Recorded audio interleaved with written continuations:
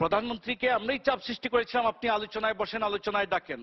তিনি যখন গণভবনে বিরোধী নেত্রীকে ডাকলেন, সেই আন্দোলনটা এমন কি দাঁড়িয়েছিল যে লাশ পড়ার আন্দোলন বন্ধ করা গেল না, সেই আন্দোলনে যাওয়া গেল না।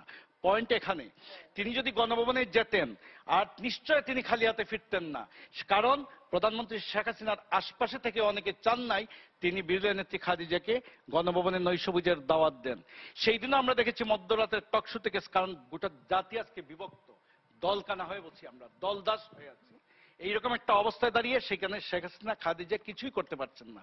দুই, আপনি একটা বিষয় খেয়াল করবেন, আওয়ামী লীগের রাজনৈতিক ইতিহাস এই উপমহাদেশে কংগ্রেসের পরেই তার ইতিহাস বর্ণাঢ্য। কংগ্রেসের এত চূড়াই উত্তরাই পোহাতে হয় না, এত বৈরী স্রোতের বিরুদ্ধে সাঁতার কাটতে হয় না যেটা আওয়ামী লীগকে কাটতে হয়েছে। সেই জন্মলগ্ন থেকে পাকিস্তান জন্মের 2 বছর 3 বছরের মাথায় আওয়ামী লীগ জন্ম নিয়ে বাংলাদেশের মানুষের অধিকার আদায়ের সংগ্রাম করেছে। সেই দিন অনেকে চীনের পথে হেঁটেছেন লাল লাল মোটা বই।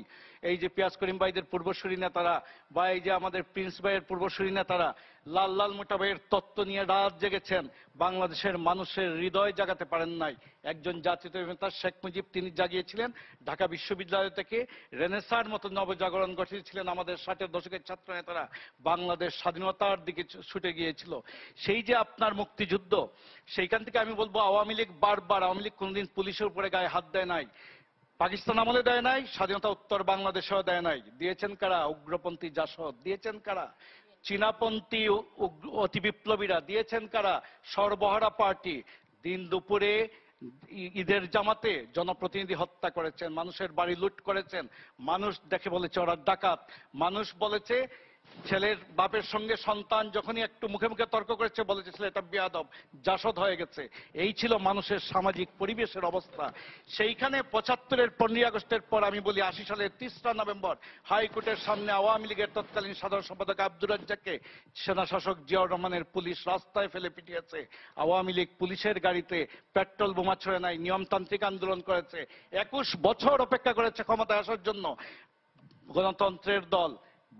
আমার সেনা শাসক জিয়াউর রহমানকে নিয়ে আমার প্রশ্ন রয়েছে, তার শাসনকাল নিয়ে, তার শাসন ক্ষমতায় আবির্ভাব নিয়ে। কিন্তু গণতন্ত্রের রাস্তা থেকে যে নেত্রীর জন্ম, বাংলাদেশের মানুষ একটি নির্মোহ অবাধ নিরপেক্ষ নির্বাচনে যাকে অভিষিক্ত করেছে, বিরোধী নেত্রী বেগম খালেদা জিয়ার প্রতি আমার গভীর শ্রদ্ধাবোধ। সেইখান থেকে আমি বলি যে নিয়মতান্ত্রিক আন্দোলন যেটা বিএনপির করার কথা, সেটা পেট্রোল বোমার আন্দোলন হতে পারে না। রাস্তা কেটে দেওয়া, ট্রেন যাত্রী সাধারণ মানুষকে হত্যা করার কর্মসূচি, এইটা বাংলাদেশে কোনো গণতান্ত্রিক আন্দোলন না, এটা সন্ত্রাস। আমি শেষ করি, এই সন্ত্রাসের শুভ সূচনা করেছে জামাত। জামাতের অর্থনৈতিক সাম্রাজ্য গড়ে উঠেছে আন্তর্জাতিক মুরলদের তত্ত্বাবধানে। ভারত আমার বন্ধু, 71-এ রক্ত দিয়েছে, অস্ত্র দিয়েছে, আমাদের ট্রেনিং দিয়েছে। সেই দিন যদি নেহেরু থাকতেন এই সহযোগিতা করতেন না। শ্রীমতী ইন্দিরা গান্ধী ছিলেন বলেই সেই সাহস দেখেছেন। আমি বন্ধুর বাড়িতে যেতে না রুবেত, আমার অমীমাংসিত থেকে যাবে। আমি বন্ধুর বাড়িতে বারবার দর কষাকষিতে যেতে পারি, কিন্তু আমার শত্রুর বাড়িতে আমি এক বেলাও যেতে পারি না। শত্রু উদ্যত দেখিয়েছে, সেইখানে শুধু হাই কমিশনারকে তলব করলে চলবে না, পাকিস্তানের পররাষ্ট্রমন্ত্রীকে নিঃশর্তভাবে ক্ষমা চাইতে হবে, ব্যাখ্যা দিতে হবে। এখনো 71 প্রশ্নে পাকিস্তান ক্ষমা চায়নি, জামাতও ক্ষমা চায় না। অনেক ধন্যবাদ। আমি যে কথা বলতে চাই,